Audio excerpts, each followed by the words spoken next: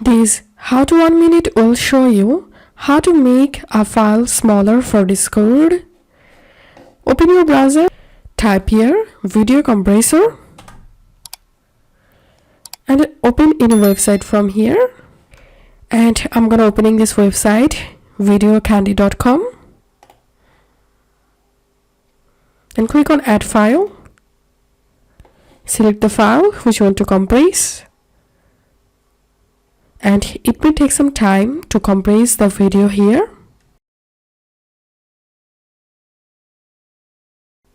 And here you can see the video has been successfully compressed, and the previous size was 23.5 MB and the current size is 4.7 MB. Now you have to download the file from here, and after that you'll be able to send or share this file on your Discord. If you find this video helpful, please make sure to subscribe how to 1 minute. See you in the next video.